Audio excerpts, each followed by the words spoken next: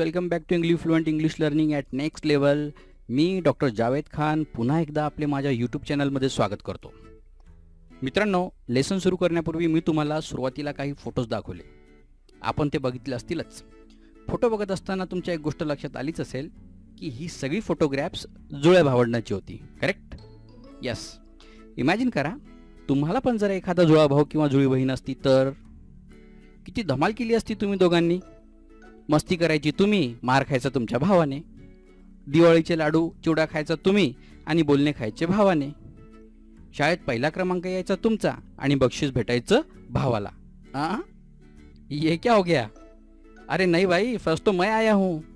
मित्रांनो, हीच तर मजा आहे जुळे असण्याची. अशीच मजेशीर गमतीदार गोष्टी सांगतायत हेनरी सॅम्ब्रुक ले हे आपल्या द ट्विन्स या कवितेमध्ये. चला तर मग सुरू करूया आजचा आपला व्हिडिओ लेसन, द ट्विन्स. आजची आपली कविता द ट्विन्स म्हणजे जुळे भावंड यावर आधारित आहे. या टायटलवरून तुम्हाला कळेलच आणि चित्रामधून तुम्हाला दिसतच असेल की ही कविता जुळ्या भावंडांसंबंधी आहे. आणि कविता ही पूर्णपणे हायपरबोलिक स्टेटमेंट्सनी भरलेली आहे. तर हायपरबोली म्हणजे काय? तर हा भाषेचा एक अलंकार आहे ज्याला आपण अतिशयोक्ती असं म्हणतो. म्हणजे कोणतीही गोष्ट फुगवून सांगणे, ज्या पद्धतीने आपण एखादी गोष्ट मोठी करून सांगत असतो त्याच्या पाठीमागचं उद्दिष्ट हे एकतर विनोद निर्माण करणे असतं किंवा एखादी गोष्ट एम्फसिस करणे, त्याच्यावर भर देण्यासाठी आपण या सगळ्या गोष्टी करत असतो.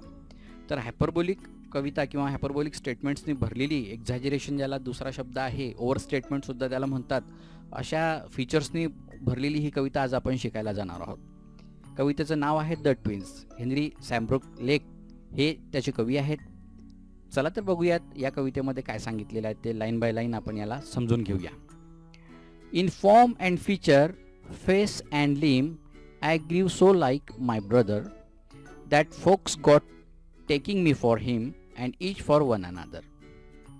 It puzzled all our kith and kin, it reached a fearful pitch. For one of us was born a twin, yet not a soul knew which. One day, to make the matter worse, before our names were fixed, as we were being washed by nurse, we got completely mixed. And thus, you see, by fate's decree, or rather nurse's swim, my brother John got Christian me and I got Christian him.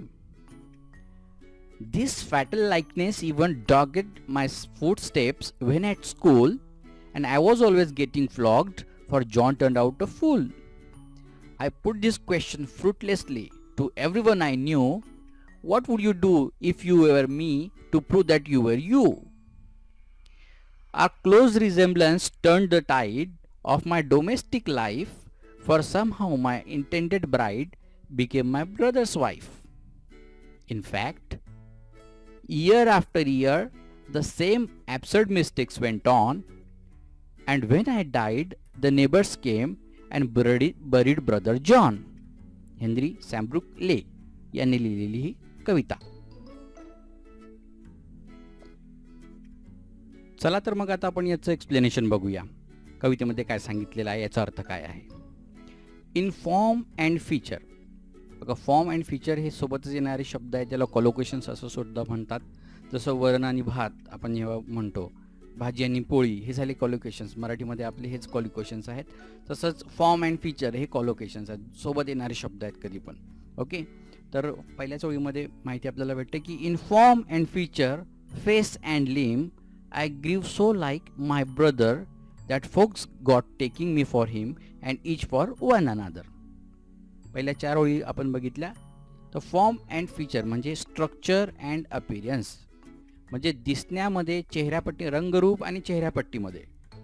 आकार, इथे फॉर्मचा अर्थ तसा आकार होतो, परंतु form and feature आपण एकत्रित घेतला शब्द तर काय होईल की रूप, रंगरूप आणि दिसण्यामध्ये, आमच्या चेहरेपट्टीमध्ये आम्ही दोघे भाऊ, फेस अँड लिम, फेस माहीत आहे तुम्हाला, चेहरा, लिंब म्हणजे अवयव, आय ग्रीव मी वाढलो, सो लाईक माय ब्रदर मी माझ्या भावासारखाच वाढलो, सो लाईक माय ब्रदर माझ्या भावासारखाच वाढलो, दॅट फोक्स गॉट टेकिंग मी फॉर हिम, फोक्स म्हणजे लोक, आम्ही दोघं एकत्र सोबत जुळे असल्यामुळे, त्याच्याच सारखा मी दिसत असल्यामुळे आणि त्याच्याच सारखी माझी वाढ झाल्यामुळे लोकांना समजतच नव्हतं. गॉड टेकिंग मी फॉर हिम, मला ते तो कन्सिडर करत होते. And each for one another, आणि दोघांना एकमेकांना मी असलो तर ते समजायचं की माझा भाऊ आहे, आणि माझा भाऊ असायचा तर ते समजायचे की मी आहे. म्हणजे लोकांना कळतच नसे की दोघं भावांपैकी कोण कोण आहे म्हणून. ते इट पझल्ड म्हणजे गोंधळात टाकणे. इट पझल्ड ऑल अवर किथ अँड किन म्हणजे रिलेटिव्स, नातेवाईकांना सुद्धा, मित्रपरिवार आणि नातेवाईकांना सुद्धा या गोष्टीमुळे, आमच्या जुळे असण्यामुळे गोंधळात टाकून ठेवलेलं होतं. It reached a fearful pitch, आणि याचा कळस, रिच्ड म्हणजे पोचले, फिअरफुल भयानक मर्यादा, म्हणजे याची मर्यादा जी आहे, परिसीमा जी म्हणायची असेल तर ती केव्हा पोचली, कुठपर्यंत पोचली, याची परिसीमा, हाईट कोणत्या गोष्टीची, एक सोबत असण्याची, सारखे दिसण्याची काय असायला पाहिजे बरं. For one of us was born a twin, आमच्या दोघांपैकी एक जण ट्विन जन्माला आलं होतं, म्हणजे एक जुळा होता. माझ्यासारखा दिसणारा दुसरा माझा भाऊ म्हणजे कोणतरी एक जुळा होता. Yet not a soul knew which, आणि आमच्या आत्म्याला सुद्धा माहीत नव्हतं की जुळा कोण आहे म्हणून. जेव्हा म्हणजे हे एक हायपरबोलिक स्टेटमेंट आहे बघा तुम्ही. इथे सुद्धा कवीने विनोद निर्माण करण्याचा प्रयत्न केलेला आहे अतिशयोक्ती अलंकाराचा वापर करून, की आमच्या आत्म्याला सुद्धा माहीत नव्हतं, ते सुद्धा नेमके कन्फ्यूज झाले होते की नेमकं आपलं शरीर कोणतं आहे, हे शरीर आहे की हे शरीर आहे. ते सुद्धा, आत्मेसुद्धा आमचे एकमेकांना बघितल्यानंतर कन्फ्यूज झाले होते की कोणत्या बॉडीमध्ये घुसायचं आपण म्हणून. तर हे झालं पहिल्या कडव्याचं एक्सप्लेनेशन. पहिल्या कडव्यामध्ये जर तुम्ही बघितलं तर 1 2 3 4 5 6 7 8 ओळी आहेत, आणि यांच्यातले आपण रायमिंग वर्ड्स बघितले ते सुद्धा तुम्हाला दिसतील. पहिली ओळ बघा, लिंब, ब्रदर, हिम, अनादर. लिंब आणि हिम हे रायमिंग होत आहे, या पेअर्स झाल्या. ब्रदर अनादर ही झाली पेअर. किन, ट्विन, पिच, विच. म्हणजे जर आपण याची स्कीम तयार करायची म्हटली तर लिंबला दिलं ए, त्यानंतर ब्रदरला दिलं बी, पहिल्यासोबत होत नाही आहे म्हणून. त्यानंतर लिंब, अरे ए सारखंच वाटत आहे म्हणून याला पण देऊ आपण, याला पण लिहावं लागेल आपल्याला ए. आणि अनादर ब्रदरसारखं आहे म्हणून झालं बी. Okay, A B, A B अशी झाली ही. त्यानंतर किन, ट्विन, किनला दिलं आपण सी. पिच नवीन शब्द आहे, डी. ट्विन झालं, किनसोबत होत आहे म्हणून सी, आणि विच याला डी. झाली ही rhyming scheme. A B C D C D या पद्धतीची ही रायमिंग स्कीम पहिल्या आपल्या पॅरेग्राफ, आपल्या पहिल्या स्टांजाची होते आहे, हे लक्षात द्या. आपल्याला एक क्रिटिकल ॲप्रिसिएशनसाठी प्रश्न येतो, याच्यासाठी हे महत्त्वाचं असतं. तर ती कशा पद्धतीने लिहिलेली आहे तुम्हाला समजलंच असेल. तर हे झालं पहिलं कडवं आपलं. आता पुढच्या कडव्याकडे वळूया. आपल्याला काय सांगितलेलं आहे, कवी काय सांगतोय स्पीकर याच्यातला. One day to make the matter worse, before our names were fixed, as we were being washed by nurse, we got completely mixed. एके दिवशी काय झालं, टू मेक द मॅटर वर्स, आमच्या जुळ्या असण्याच्या परिस्थितीला अजून वर्स म्हणजे वाईट करणे, या परिस्थितीला गंभीर करण्यासाठी अजून काय झालं, before our names were fixed, आमचे नावं ठेवण्याआधी, as we were being washed by nurse, जन्म झाला आणि नर्स आता आम्हाला धुणार होती, स्वच्छ करत होती, त्यावेळेला काय केलं नर्सने, वी गॉट कम्प्लिटली मिक्स्ड, नर्सने आम्हाला मिक्स करून टाकलं. कोण कोण होतं हे त्याच्यात समजतच नव्हतं. अँड डज, आणि अशा प्रकारे यू सी, तुम्ही बघा, बाय फेट्स डिक्री, नशिबाच्या हवाल्याने किंवा नशिबाच्या आज्ञेने, डिक्री म्हणजे आज्ञा, नशिबामुळे, और रादर नर्स विम, किंवा नर्सच्या चेंज ऑफ मूडने, किंवा अचानक आलेली जी काही हुक्की होती नर्सची, तिच्या मनामध्ये काय नेमकं आलं हे त्यावेळेला कळलं नाही तिला. My brother John got christened me and I got christened him. माझ्या ब्रदरचं नाव जे होतं ते मला भेटलं, ख्रिश्चन म्हणजे नाव ठेवणे, आणि माझं नाव भेटलं माझ्या भावाला. म्हणजे आता भावाचं नाव जे जॉन आहे, माय ब्रदर जॉन, दुसऱ्या भावाचं नाव काय आहे म्हणजे त्या जुळ्याचं जॉन. जॉनने माझं नाव ठेवलं आणि मी माझ्या भावाचं नाव ठेवलं, मी जॉनचं नाव ठेवलं, असं झालं. My brother John got christened me and I got christened him. Christened म्हणजे नाव ठेवणे, इंग्रजी शब्द आहे ख्रिश्चन, किंवा नेमिंग सेरिमनी आपण असं म्हणतो, परंतु ख्रिश्चन हा तो शब्द आहे इंग्लिशमधला नाव ठेवण्यासाठी. तर तर आमचं ज्या वेळेला नाव फिक्स करत होते, नर्सला आलेल्या हुक्कीमुळे अचानक तिचा मूड बदलला आणि आम्ही मिक्स झालो आणि त्या मिक्स झाल्यामुळे काय झालं की माझं नाव, मला जे नाव भेटणार होतं ते मला भेटलं नाही, ते माझ्या भावाला भेटलं आणि माझ्या भावाचं नाव मला भेटलं. आणि भावाचं नाव काय ठेवलं गेलं, माय ब्रदर जॉन. जॉन हे त्याचं नाव होतं. म्हणजे जॉन हे लेखकाचं नाव असायला पाहिजे होतं, कवीचं नाव किंवा स्पीकरचं, या कवितेतल्या स्पीकरचं नाव असायला पाहिजे होतं, असं या ठिकाणी आपल्याला कळतं बघा. या कडव्याचा अर्थ सोपी कविता आहे, परंतु फुल ऑफ हायपरबोलिक स्टेटमेंट्स आहेत. असं कधी होऊ शकत नाही, पण तरीसुद्धा सांगितलेलं आहे. समोरच्या कडव्याकडे वळूया आपण. काय सांगितलेलं अजून, this fatal likeness even dogged my footsteps when at school. Fatal likeness म्हणजे एकसारखेपणा, दिसण्यात असलेला एकसारखेपणा. या सारखेपणामुळे, फॅटल म्हणजे डिझास्टर ऑर डेथ, म्हणजे भयंकर एकसारख्या दिसण्यामुळे, इवन डॉगेड माय फुटस्टेप्स म्हणजे पावलं, पिच्छा पुरवणे, डॉगिड म्हणजे माझा पिच्छा पुरवला, या सारखे दिसण्याने व्हेन ॲट स्कूल, मी शाळेत असताना सुद्धा माझा पिच्छा या एकसारखेपणाने सोडला नव्हता. आणि वॉज ऑलवेज गेटिंग फ्लॉग्ड म्हणजे शिक्षा होणे, मार खाणे. आणि शाळेमध्ये काय होत असे, I was always getting flogged, मलाच मार भेटत असे. For John turned out a fool, John माझा भाऊ मस्ती करायचा आणि त्याची शिक्षा मला भोगावी लागत असे. आमचे शिक्षक मला जॉन समजून घ्यायचे आणि मी समोर दिसलो की मलाच बदलून काढायचे. म्हणजे हा एक प्रॉब्लेम ट्विन्स असण्याचा इथे सांगितलेला आहे बघा. किंवा याच्या उलटही होत असेल तर ती एक वेगळी गोष्ट, परंतु हेनरी जे आहेत किंवा हा जो स्पीकर आहे हे सांगण्याचा प्रयत्न करतात की काय फनी सिच्युएशन निर्माण होत असेल आणि त्याची शिक्षा कशी भोगावी लागत असेल एखाद्याला. I put this question fruitlessly to everyone I knew. आणि म्हणून अशा गोष्टी माझ्यासोबत घडत होत्या, तर मी एक प्रश्न तुमच्यासमोर उपस्थित करू इच्छितो, फ्रुटलेसली, निष्फळपणे, टू एव्हरीवन आय न्यू, ज्याला कोणाला मी ओळखत असेल त्याला मी हा प्रश्न विचारायचो. काय प्रश्न आहे, what would you do if you were me to prove that you were you. तुम्ही काय केलं असतं जर तुम्ही माझ्या ठिकाणी असतात, इफ यू वेअर मी म्हणजे जर तुम्ही माझ्या ठिकाणी असता तर तुम्ही काय केलं असतं, टू प्रूव्ह हे सिद्ध करण्यासाठी, दॅट यू वेअर यू की तुम्ही आहात अशा परिस्थितीमध्ये, हे सिद्ध करत हे तुम्ही कसं सिद्ध केलं असतं ते सांगा.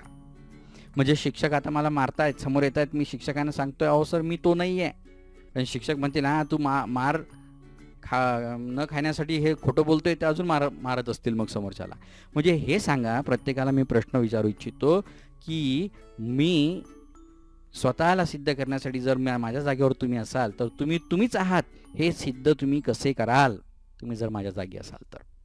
हे झालं तिसरं कडवं. कळलं तुम्हाला अर्थ. समोरच्या कडव्याकडे वळूयात आपण. बघा, अतिशय फनी सिच्युएशन. याचा कळस आता शेवटच्या कडव्यामध्ये होतो. काय घटना घडते अजून त्याच्यासोबत ते बघा. Our close resemblance turn the tide of my domestic life. आता लहान होतो, जन्म झाला, आत्म्याला सुद्धा कळलं नाही कोणत्या शरीरामध्ये जायचं, नाव ठेवायची वेळ आली. अशा वेळेला माझं नाव भावाला गेलं, भावाचं नाव मला भेटलं, नर्सने मिक्स करून टाकलं. ही एक फनी सिच्युएशन झाली. शाळेत जायला लागलो, शाळेत पण या पिच्छा पुरवला गेला या सगळ्या गोष्टीचा. भाऊ मस्ती करत होता, दंगामस्ती करत होता आणि फटके मला भेटत होते. आता आम्ही मोठे झालो. Our close resemblance turn the tide of my domestic life. Domestic life म्हणजे माझ्या कौटुंबिक जीवनाची जी काही सिच्युएशन आहे, परिस्थिती आहे, ही सुद्धा या क्लोज रिझेम्बलन्सने बदलून टाकली मोठे झाल्यानंतर सुद्धा. रिझेम्बलन्स म्हणजे सारखेपणा.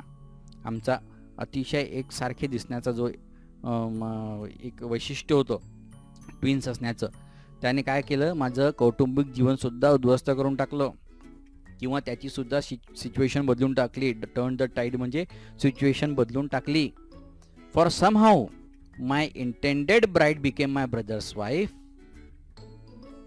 काय घडलं, for somehow my intended bride, माझी होणारी जी बायको होती ती काय झाली, बिकेम माय ब्रदर्स वाईफ, ती माझ्या भावाची पत्नी झाली. माझी बायको जी होणार होती ती ट्विन्स असल्यामुळे माझ्या भावाची बायको झाली आणि माझ्या भावाची बायको माझी पत्नी झाली. म्हणजे फनी सिच्युएशन निर्माण झाली आहे बघा. हायपरबोलिक आहे, पुन्हा सुद्धा ओव्हर स्टेटमेंट आहे, असं कधी घडणार नाही, पण तरीसुद्धा म्हटलेलं आहे, कवीने सांगितलेलं आहे, कविकल्पना आहे, तर आपण ती सुद्धा जोक्युलर वेने घ्यायची आहे. एन्जॉय करायचा आहे, या सगळ्या सिच्युएशनचा फनी सिच्युएशन कशी निर्माण झालेली आहे याचा एक आपल्याला आस्वाद घ्यायचा आहे कवितेचा. ओके, सो आता डोमेस्टिक लाईफ कशी कोलमडून पडली हे तुम्हाला दिसलं असेल, किंवा वाईफसुद्धा बदलून गेली. जी होणार होती आपली वाईफ ती झाली नाही, दुसरीच झाली. इनफॅक्ट आणि खरं सांगायचं म्हटलं, year after year the same absurd mistakes went on.